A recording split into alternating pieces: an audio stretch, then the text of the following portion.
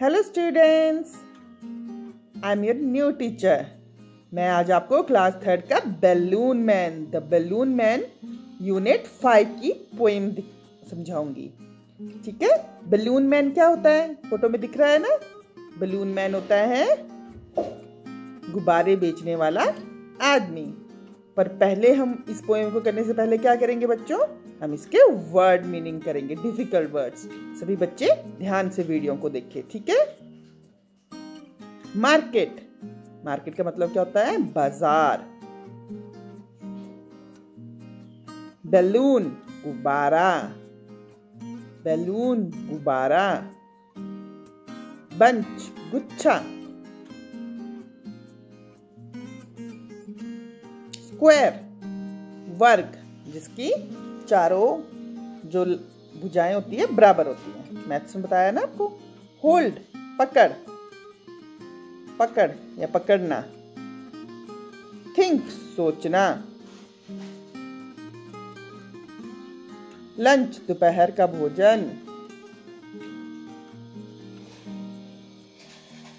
Cart, गाड़ी। Shining, चमकता हुआ। फार, दूर।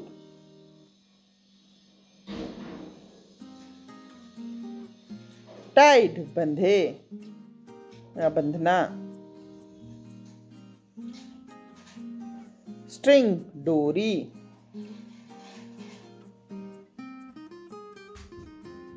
विंड, हवा। टग, खिंचाव। परहैप्स, शायद। सेलिंग, जल यात्रा। स्टैंड, खड़ा होना।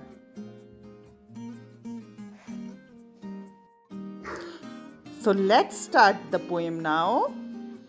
So kids, take out your book, unit number 5. ठीक है। अब हम देखते हैं इस पोएम में क्या क्या है।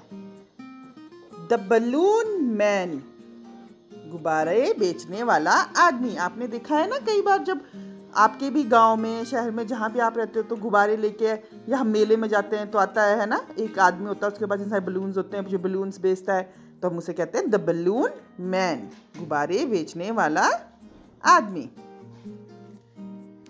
He always comes on market days. वह हमेशा बाजार में, बाजार वाले दिनों में बाजार आता है। मार्केट का क्या मतलब होता है? आपको बताया था ना मैंने, मार्केट का मतलब बाजार। हमेशा वो बाजार में हमें मिलता है, बाजार आता है। And holds balloon a lovely bunch.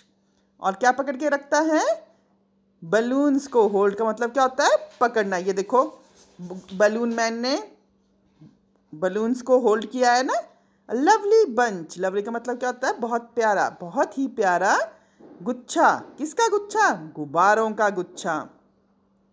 And in the market square he says, और बाजार में, बाजार कैसा है वो? मार्केट कैसी है? स्क्वायर शेप में। स्क्वायर मैंने आपको बताया था ना क्या होता है? ये होता है स्क्वायर, जिसकी वर्ग, जिसकी चारों जो लाइंस हैं वो बराबर होती है। तो ऐसे ही जो जहाँ ये खड़ा होता है वो मार्केट किस शेप में है? स्क्वायर शेप में। किस शेप में है? स्क्वायर शेप में। तो वहाँ पर वो स्क्वायर में खड़ा होकर, ठीक है, बाजार के स्क्वायर में खड़ा होकर ही स्टेज, वो वहाँ पर बलून का गुच्छा लेके आता है। और स्टेज, स्टेज का मतलब क्या होता है? खड़ा होना। वहाँ पर खड़ा हो जाता है। And never seems to think of lunch, और अपने दोपहर के भोजन के बारे में भी नहीं सोचता कि मुझे अपना लंच करना है। क्यों नहीं सोचता? क्योंकि उसे गुब्बारे बेचने हैं। They are red and purple, blue and green. कौन कौन से कलर के बलून्स हैं? रेड, ये देखो रेड, लाल। रेड कौन सा होता है कलर? लाल। पर्पल, पर्पल, पर्पल कलर का बलून कौन सा होता है? पर्पल होता है बैंगनी। ठीक है। ब्लू, ब्लू ब्लू होता है नीला, एंड ग्रीन, ग्रीन, ग्रीन हो गया आपका हरा। ये कलर के, इन कलर्स के बलून्स वह बेचता है। And when it is a sunny day, और जब सनी डे होता है, सनी का मतलब क्या होता है, सूरज चमकता है, अच्छी धूप निकली होती है। आजकल तो नहीं है ना, देखो सनी डेज, आजकल कैसे हैं, फॉगी फॉगी रेनी डेज रहते हैं ना। फिर जिस दिन सनी डे होता है, the carts and people get between, you see them shining far away. कि जो उसकी कार्ट क्या होता है, गाड़ी, जो उसकी गाड़ी होती है ना जिसमें उसने बलून्स रखे होते हैं, तो वहाँ पर गाड़ी और लोगों के बीच में वो कैसा लगते हैं बलून्स, बहुत ही शाइनिंग, चमकते हुए, बहुत सुंदर सोनिंग। वो दूर से, फार का मतलब होता है दूर से, जब दूर से हमें उन्हें दिखते हैं तो वो कैसे दिखते हैं, चमकते हुए। कैसे दिखते हैं, चमकते हुए। एक बार हम इनकी 8 लाइन्स रिपीट करते हैं बच्चों। अब आप सभी रिपीट करोगे। He always comes on market days and hold balloons a lovely bunch. And in the market square he stays and never seems to think of lunch. They are red and purple, blue and green. And when it is a sunny day, the cart and people get between, you see them shining far away. Nice ना। आपने बच्चों इसमें देखा 8 lines में कौन कौन से ऐसे वर्ड है जिनकी साउंड सेम होती है, ये आपको आगे आएगा, इसलिए मैं आपको अभी समझा रही हूँ। जैसे बंच, बंच के साथ मैच क्या हो रहा है, लंच। तो rhyming word are those word जिनकी लास्ट की साउंड सेम होती है। Days, stage, green, between, day, away. तो ये क्या है, राइमिंग वर्ड्स। ये है राइमिंग वर्ड्स। हमने कल पहले हमने 8 लाइन्स पढ़ी थी, अब हम अगली 8 लाइन्स पढ़ते हैं, ठीक है।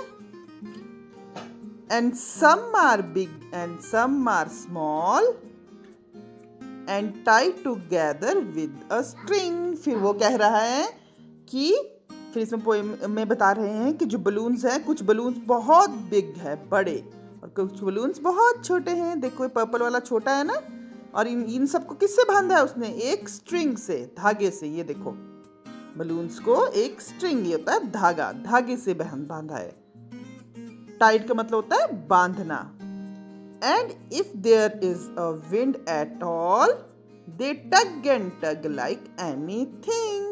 और जैसे ही हवा चलती है, ठंडी ठंडी बहुत तेज हवा चलती है, तब क्या होता है, बलून्स बहुत हल्के होते हैं ना बच्चों, तो वो उड़ने लग जाते हैं। लेकिन वे टग, टग का क्या होता है, खींचना, खींचते हैं। जैसे वो जोर जोर से जब हवा चलती है तो उसमें खिंचाव आता है, वो उड़ने की कोशिश करते हैं।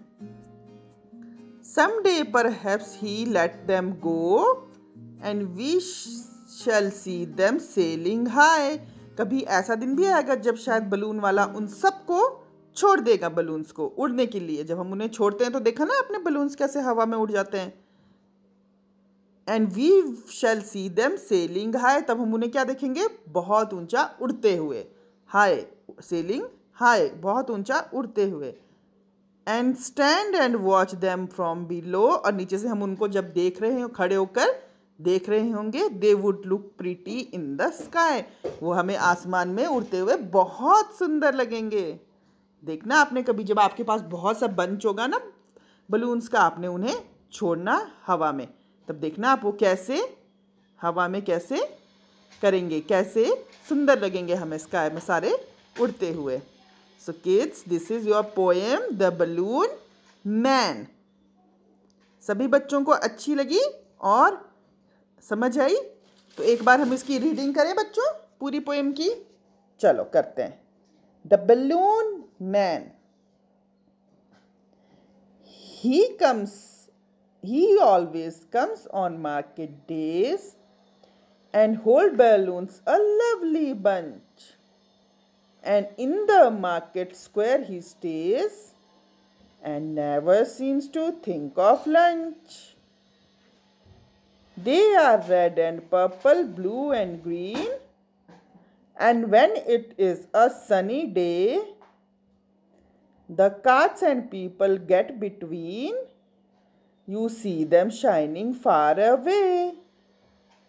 And some are big and some are small and tied together with a string. And if there is a wind at all, they tug and tug like anything. Someday perhaps he will let them go, and we shall see them sailing high and stand and watch from the below. They would look pretty in the sky.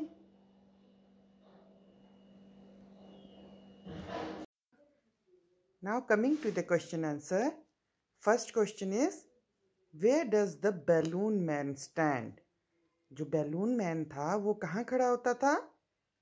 Square, market square में. The balloon man stands at the market square. The balloon man stands at the market square.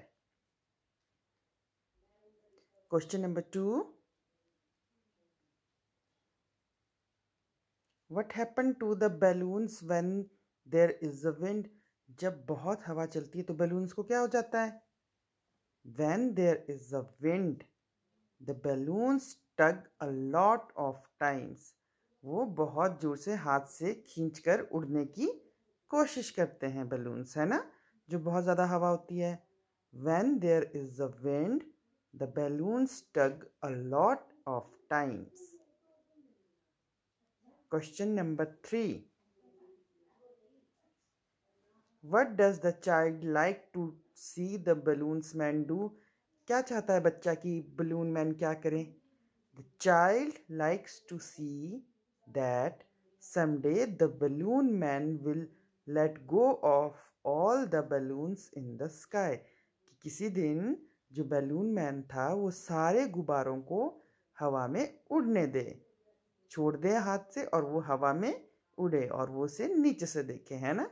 ये चाहता था ना child. The child likes to see that someday the balloon man will let go of all the balloons in the sky. ये 3 questions जो बच्चों आपको करवाए हैं ना, ये आपको कॉपी में करने हैं, बाकी हम सिर्फ ओरल करेंगे. जब आपने आंसर लिखना हो तो वीडियो को पॉज करके आप आंसर्स लिखें. Now talk time. आपका उसमें टॉक टाइम भी है ना, कि हम बलून्स के बारे में थोड़ी डिस्कशन करें, क्वेश्चन करें. उसमें पहला क्वेश्चन आता है आपका, how high can balloons fly? Balloon कितना ऊंचा उड़ सकता है? The balloon can fly very high, बहुत ज़्यादा. और ये डिपेंड किस पे करता है? विंड पे. अगर बहुत तेज हवा होगी तो बलून बहुत ऊंचा उड़ेगा, है ना? Yes, the balloon can fly very high. Question number 2 क्या है इसमें? What do you like about this poem? आपको इस पोएम में क्या अच्छा लगा? मैं अपना बता रही हूँ. मुझे तो आई love watching colourful balloons fly. मुझे इस पोएम में वो अच्छा लगा जब कलरफुल बलून्स सारे स्काई में उड़ेंगे. I love watching colourful balloons fly. So these are the question answers. Thanks for watching the video, kids. Like, subscribe and share the channel. और आपको अगर कुछ समझ नहीं आता है तो आप मुझे कमेंट बॉक्स में बता सकते हो, मैं आपको रिप्लाई ज़रूर करूँगी. थैंक यू बच्चों. सी यू टुमारो.